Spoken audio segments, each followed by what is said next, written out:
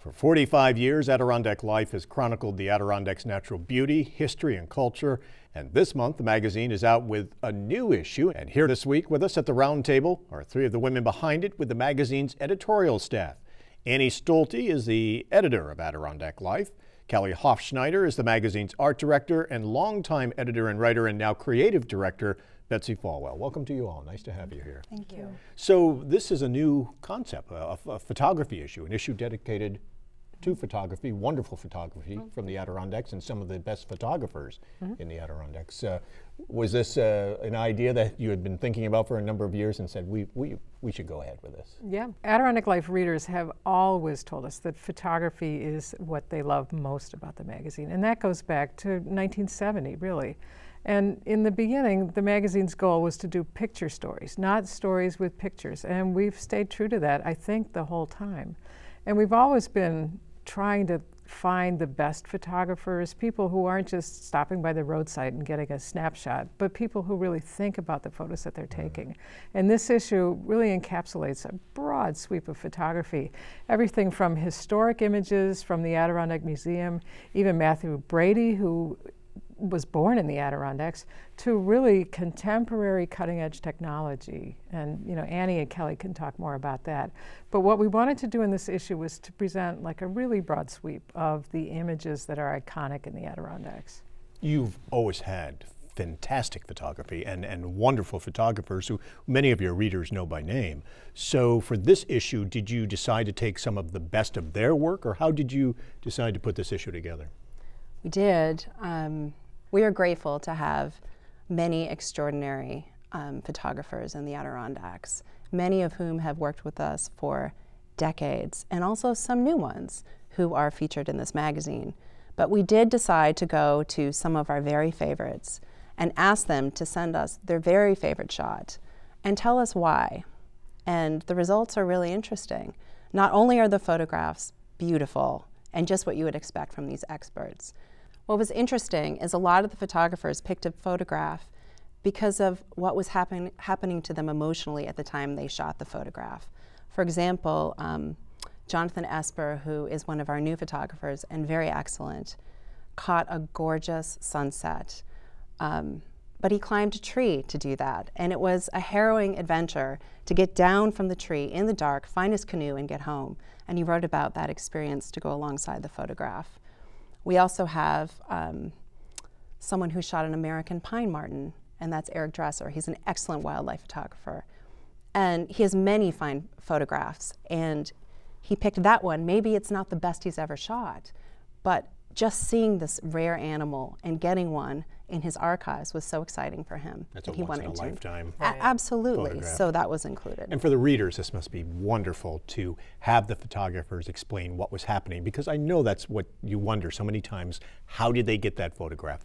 What did they do? What was happening at the time? And so it must be a special bonus for the readers to have them describe what was going on and how they captured these wonderful photographs. I think that's the first time we've ever done this, is really get behind the scenes with the photographers. And it is something that we've been wanting to do for a while, and we've never sort of given the readers that behind the scenes look. You have the magazine open now to a great photograph from Nancy Battaglia, and we've talked with her before about what riding in the bumpy plain and getting this photograph, but also the significance behind this photograph, because it was a fundraiser, and so that meant a lot to her as well, to be able to share this photograph that really has gone global over the past few years. All over National Geographic ran this. Sports Illustrated, I believe it won an award for Sports Illustrated. And yeah, it's for 1 Square Mile of Hope, which is a fundraiser for, I believe, breast cancer research. And I think it won a Guinness Book of World Records for the most boats. Yeah, cool. Touching, you know. And Nancy she had a whole series of amazing shots from that event. But this is one that had never really been seen by the general public, and she chose it because in this view you can see an American flag that one of the boaters has in their boat, and that's why she focused in on this particular image. And it is, we used it a couple of times, but this is the first time we've run it large in the magazine, and it's just a stunning image. So did you let the photographers choose which photos they wanted to submit? We did, and we sort of made the decision early on that we weren't going to edit or censor what they wanted. You know, I might have chosen different images from these photographers, but like Annie said, they all have an emotional connection, and they've chosen them for different reasons. And some of them, although they're all stunning in their own way, maybe are unusual in that photographer Ben Steckschulte chose an image of the demolition derby in Essex, which is maybe not what our readers would necessarily think of immediately when it comes to Adirondack Life, but we love it. It's much more... It's a huge part of the Essex County Fair every year. Exactly, and it definitely captures, you know, another aspect more than just the beautiful landscape. So life in the Adirondacks exactly. in the summertime. And one of the reasons Ben loves shooting in the park is the people. He shoots people. We get a lot of landscapes. We get a lot of macros of beautiful flowers. But Ben shoots people and what they're doing in the park, and that's a different perspective too. And Ben is well known to our viewers here at Mountain Lake PBS. His documentary Small Farm Rising, award-winning, just a wonderful photography of farms in Essex County and CSAs, and so certainly he's well known to our viewers. So this is really a who's who of photographers in the Adirondacks. It must have just been a joy for you to assemble this issue. It was, and it was hard. It was tough making some of the calls as to, we couldn't include every single photographer. We have such an amazing group of photographers that we work with, and it was hard. And mainly the people that we chose were people that we've had long-standing relationships with over the years, you know, like Annie said, decades. Most of them. The one newcomer in this sort of roundup of favorites was Kyle Ford, who grew up, his mother's an art director at Workshop, and he's grew up here and is now Associate Dean of Photography for Savannah School of Art and Design in Hong Kong. So he's you know, gone from Saranac Lake and taken his skills out into the world. But he did a whole series called Forever Wild, looking at different perspectives of the Adirondacks. So we included one of those as well. These are some of the works of great photographers. It's also, part of the issue is dedicated to your photo contest, which has become very popular in recent years in Adirondack Life. Absolutely. Maybe tell us a little bit about that. Well, every year we get hundreds of submissions. We've crossed over the Rubicon now. It's now almost all digital. We still get a few submissions on film, but it's sort of made it, I think, easier for a lot of people to enter. And some years we'll have guest curators come in, or guest judges, I should say, come in and choose. This year we didn't, and it's really the whole staff. I make the first round of cuts, and then I really have everybody. You write little notes on the back. We write, yeah, because I think I have a certain perspective, but I want to get other input. So really, it's everybody in the editorial staff who sort of puts in their first, second, third, place. I think viewers probably wonder, you must get hundreds and hundreds of entries. We do, yeah, and it's tough. It's tough, and every year we kind of add or subtract categories based on what we get. We added a new category this year that was people, because we had a couple of really poignant shots of people and that's something that we always look for, but people don't necessarily think of Adirondack Life. They see our covers, they see our calendar, but we really do value photographers that shoot people and people interacting with the park and living. And one of the wonderful photographs this year is of an elderly man sitting there looking at a beautiful scenic and Friends Lake. Friends Lake, and the photographer saying, what a wonderful picture and wonderful spending this moment with Dad. So. Right, and that one really did touch us. I think we were all really drawn to that image because it's something we so rarely get. Well, it's very painterly. And when people look at that, they say, oh, is that a photograph? Oh, it looks like a painting. It really did. I had to do a double take. I was like, oh, that's incredible. And your grand prize winner in the photo contest was just breathtaking, a scenic from Indian Lake. Right. And again, that was just one of those, you know, it was an image, you know, you think you'd seen it all at this point, but that was a shot I had never seen before, and it was taken early in the morning, and the color, the sort of warm glow on the rocks was really amazing. It almost looked like, initially we thought, you know, it almost looked like something from the shores of Maine, but it was Indian Lake, and it was, This is a good time to mention also that there is a department dedicated to Kelly giving advice on what she's looking for the photo contest. Oh, in this issue. So in this issue, there's an future years, entire department devoted to, it's a Q&A, and Kelly is telling our readers what she looks for, what an automatic winner might be.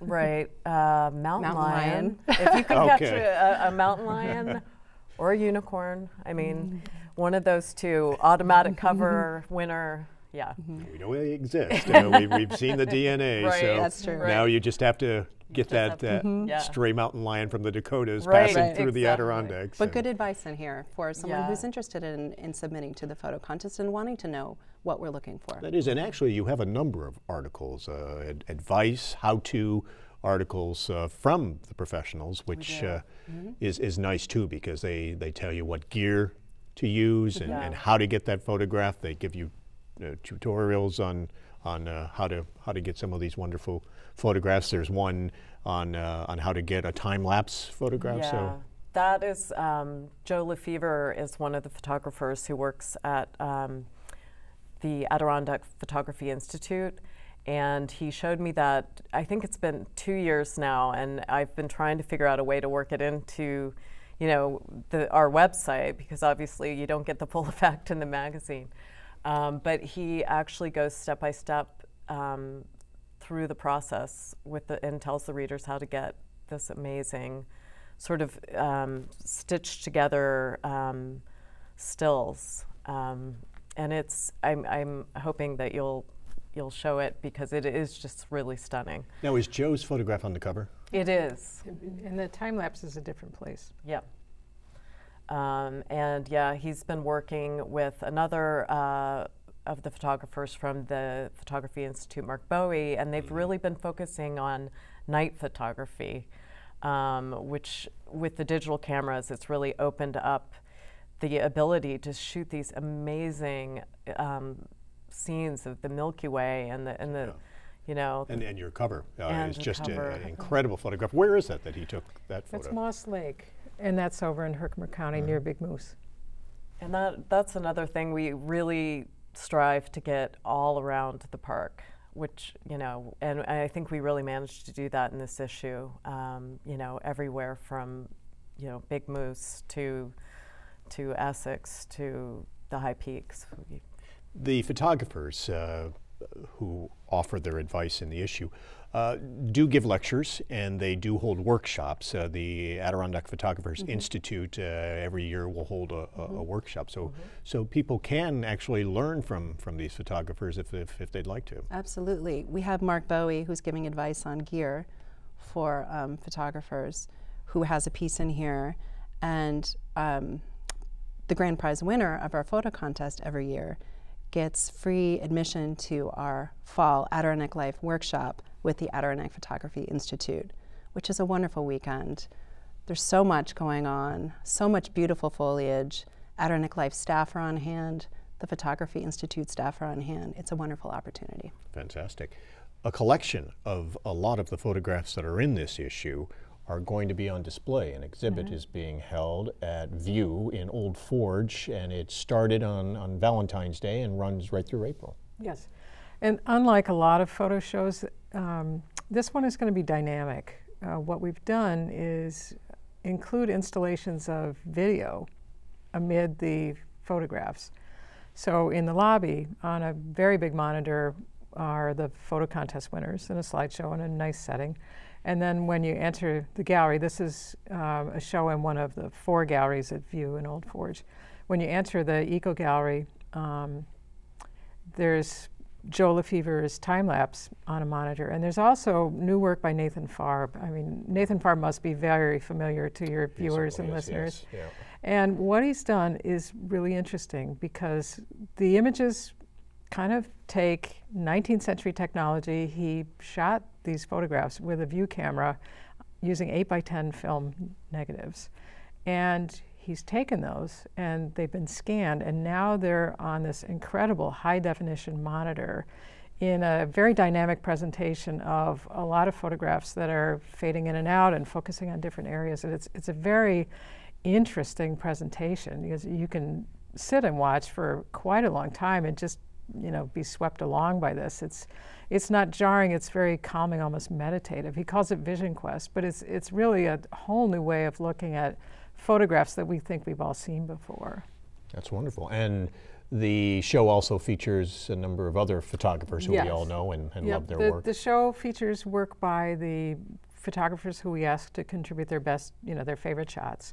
Also some images from the Adirondack Museum. We invited Angie Snye, who's an assistant curator there and in charge of the photo collection, to kind of, you know, handpick what she feels are the photos that tell an Adirondack story. Not necessarily the most famous ones or something that you've seen 1,000 times before, but just pictures that you show the sweep of life here. And there's some photos from the Adirondack Museum. There's some, you know, macro shots. There are landscapes, and there's all different presentations.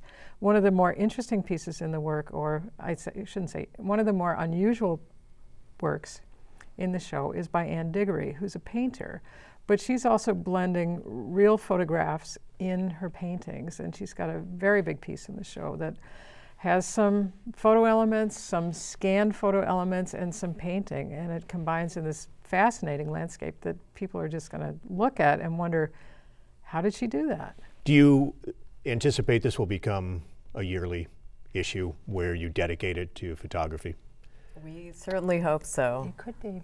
Yeah. It could be biennial, and that would give us time to really accumulate a work and develop a philosophy toward it, because I think we'd be, I think we may be pushing it to make this an annual thing, and we want it to be as fresh and exciting each time as it was in 2015. But the photography, the contest is a yearly. Absolutely. Always in the March-April issue. Yes, and people look forward to that every year. It hits the stands. Hit the stands this past week, so it's on sale now everywhere where you find Adirondack Life. They can also, our viewers can also find it online if they'd like. We appreciate you taking the time to come in and share it with us. Thank you very much. Thank you. Thank you.